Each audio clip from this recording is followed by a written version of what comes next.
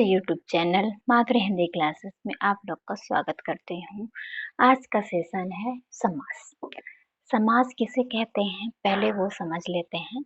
समास दो या दो से अधिक शब्दों को मिलने से समास बनते हैं। दो या दो से अधिक शब्दों के मिलने से एक सार्थक शब्द बनते हैं जिसे हम समास कहते हैं और उसी सार्थक शब्द को समासिक पद भी कहा जाता है। ठीक, और उसमें क्या होते हैं, दो पद होते हैं। ठीक, पहले तो हम ये जान जाते हैं समास का क्या अर्थ है। संक्षेप, समास का क्या अर्थ होता है, संक्षेप। संक्षेप में कोई चीज कहना, कोई शब्द को कहना, ये संक्षेप होता है। तो समास में दो पद होते हैं, दो पद होते हैं और दोनों पद को क्या कहते हैं, पहला पद को पूर्व पद और दूसरा पद को उत्तर पद कहते हैं।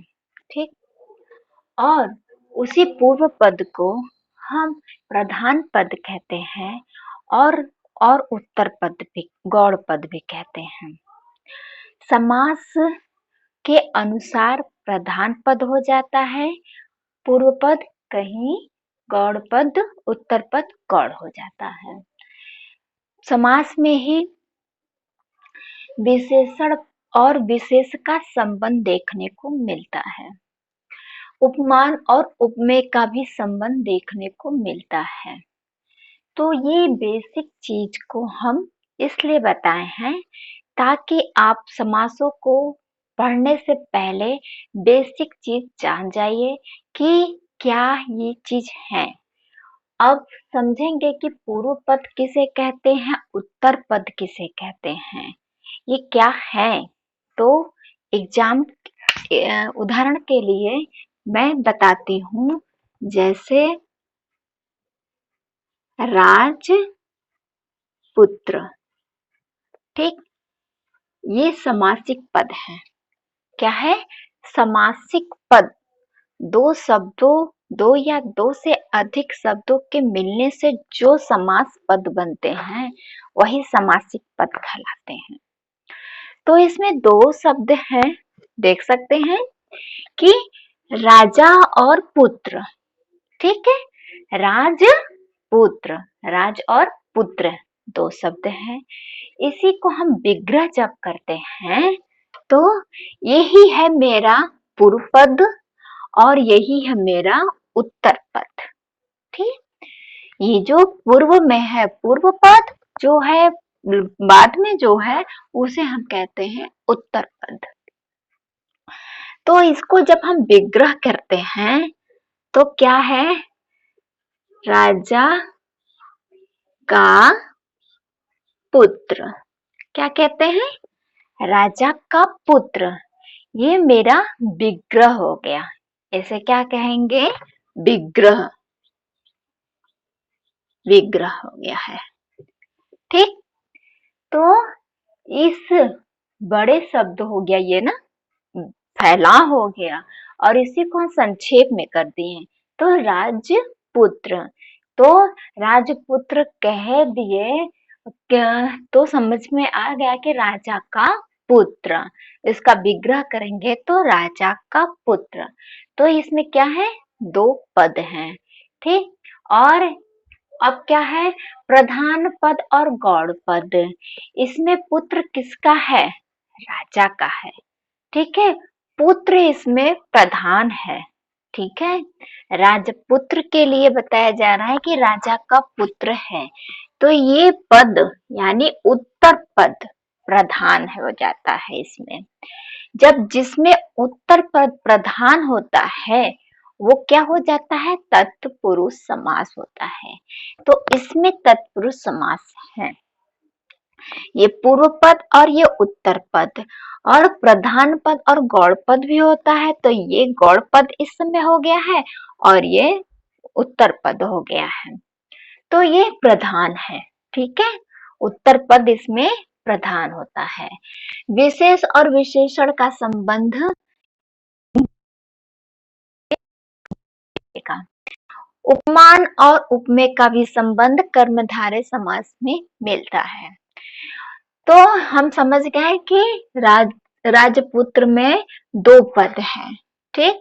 तो ये जो शब्द बन जाते हैं इसको हम संक्षेप में ये बनाते हैं, तो ये समासिक पद है और ये विग्रह के पद हैं। तो हमारे समास कितने होते हैं? मुख्यतः रूप से चार ही। को किस आधार पर बांटा गया है? इन चार समास को किस आधार पर बांटा गया है? प्रधानता के आधार पर बांटा गया है। जिसमें जिसकी प्रधानता रहेगी उसका उसके समास के अनुसार वो समास बन जाता है, जिस पद में जिसकी प्रधानता रहे, ठीक। तो पूर्व पद में अगर पूर्व पद प्रधान हो जाए तो वहां अव्ययी भाव समास हो जाता है। हाँ, पूर्व पद प्रधान हो जाए वहां तो अव्ययी भाव समास होता है। प्रधान पद होना चाहिए। पूर्व पद एक है, एक उत्तर पद है, और जो पद प्रधान हो जाता है, पहला पद अगर पूर्व पद प्रधान हो गया तो मेरा अव्ययी भाव समास हुआ।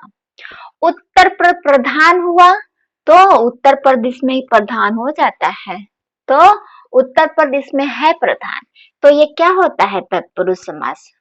कर्मधारय में भी उत्तर पद प्रधान होते हैं, द्विगु में भी उत्तर पद प्रधान होते हैं। इन्हीं दोनों में विशेष और विशेषण का संबंध देखने को मिलता है। उपमा और उपमेय का संबंध कर्मधारय में देखने को मिलता है, मगर ये तत्पुरुष समास के अंतर्गत आते हैं, ठीक। ये तत्पुरुष के ये दोनों भेद हैं, तत्पुरुष के अंतर ये आते हैं, ये दोनों तत्पुरुष के अंतर के हैं, ठीक। दोनों पद प्रधान जहां हो वहां दोनों पद, एक पद है दो पद है, जहां पे दोनों पद प्रधान हो जाए तो वहां क्या हो जाता है? द्वंद्व समास। द्वंद्व समास होता है। अन्य पद प्रधान हो और दोनों पद अप्रधान हो, अप्रधान मतलब प्रधान नहीं है यानी गौड़ है, तो भी बहुब्रीहि समास, ठीक है। दोनों पद गौड़ हो तो भी हम बहुब्रीहि समास कहते हैं।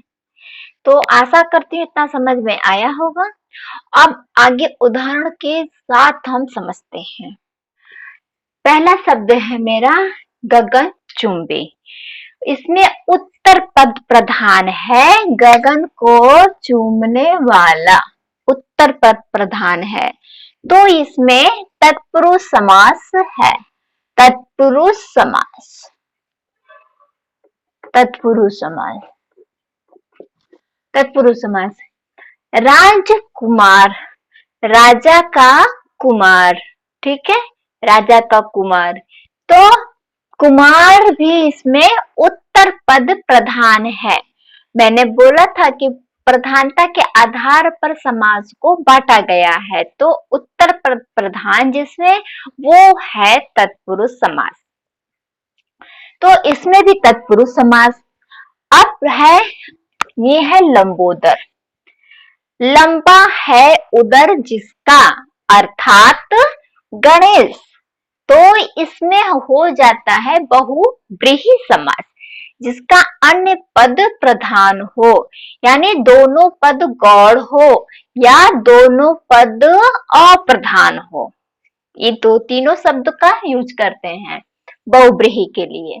तो लंबा उदर, और एक बात ये भी ध्यान रखेंगे, ये लंबा उदर शब्द कर्मधारय समास की परिभाषा को भी ये दर्शा रहा है, ये सिद्ध कर रहा है।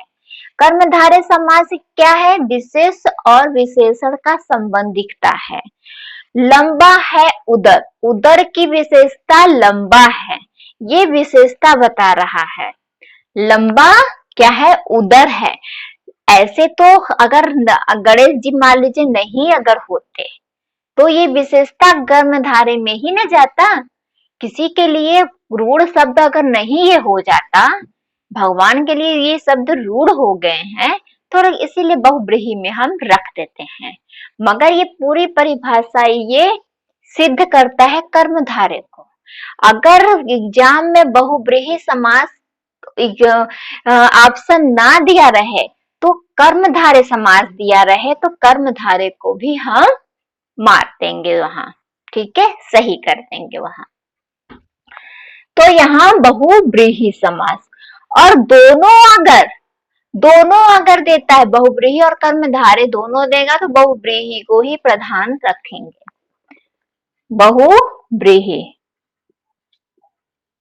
बहुब्रीहि समास। चरण कमल, ठीक है, कमल रूपी चरण, ये उपमान और उपमेय का संबंध यहाँ है, तो ये कर्मधारय समास की परिभाषा को सिद्ध कर रहा है। ये शब्द कर्मधारय समास आता है। कर्मधारय समास, कर्मधारय समास, ठीक है। चरण, कमल रूपी चरण, ठीक है। चरण क्या है मेरा? उपमेय है, और कमल मेरा उपमान है, तो उपमेय और उपमान का यहाँ संबंध है, तो कर्मधारय समास। नील कमल, कमल कैसा है? कमल की विशेषता है कि नीला है वो कमल, तो ये कर्मधारय समास का उदाहरण है।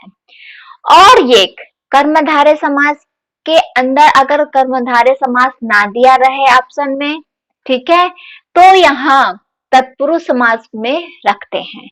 कैसे तत्पुरुष समास हुआ है? तत्पुरुष समास में उत्तर पद क्या है? प्रधान होता है।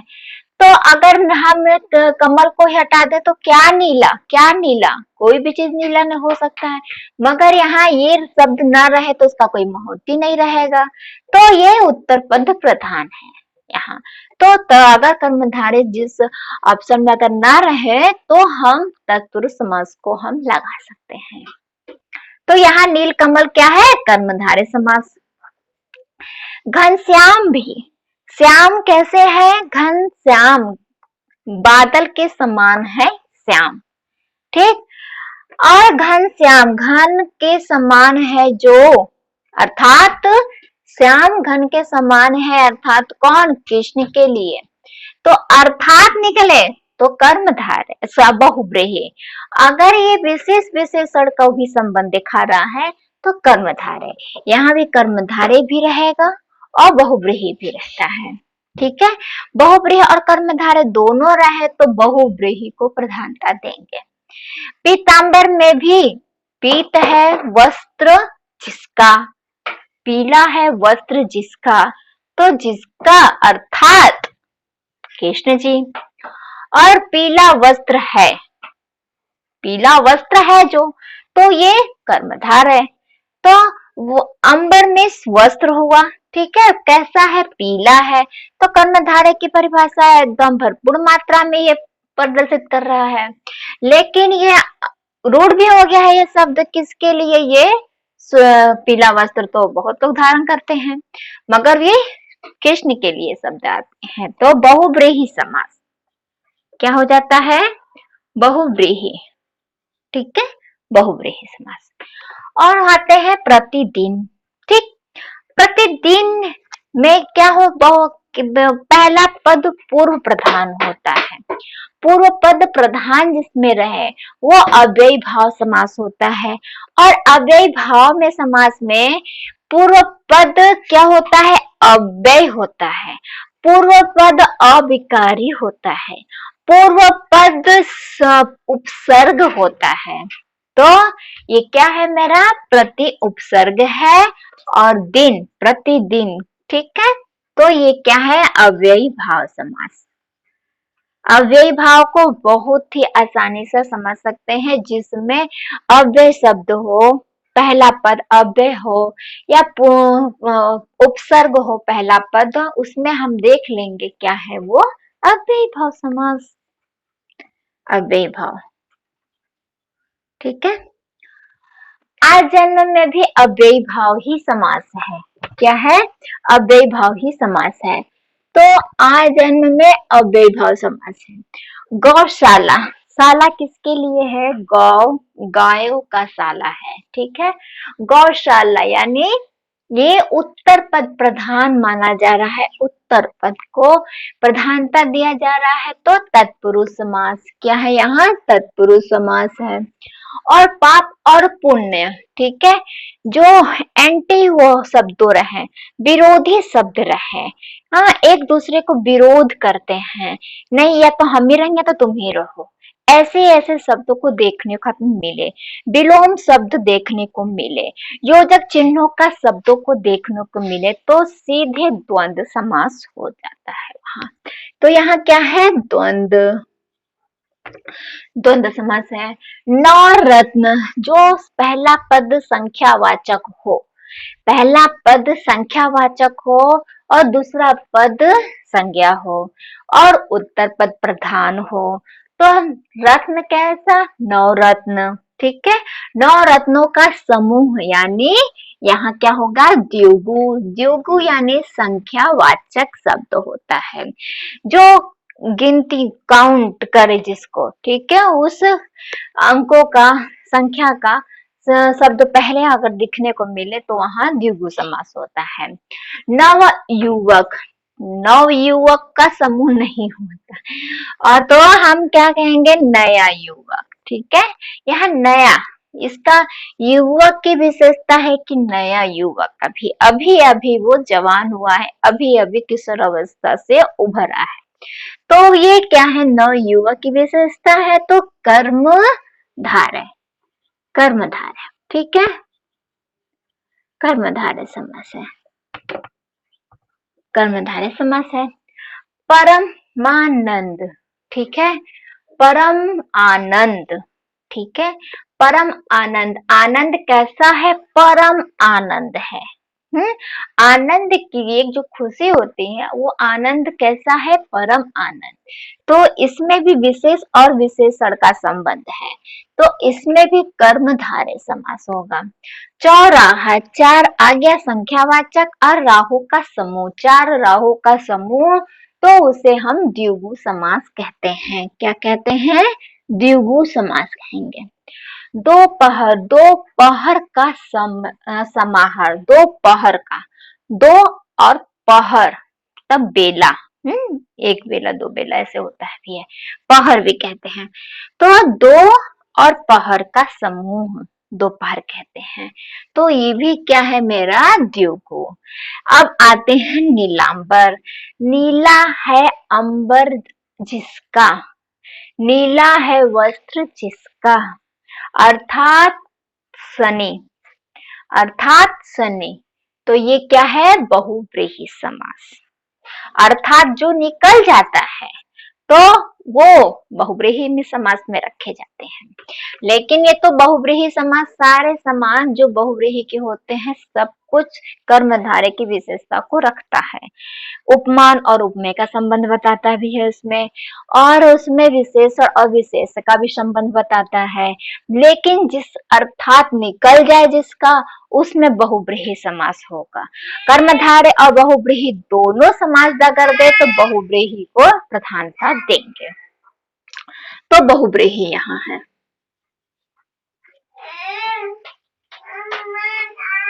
बहुव्रीहि समास, आशा करती हूँ समझ में आया होगा, ठीक है, यहाँ तक देखने के लिए धन्यवाद।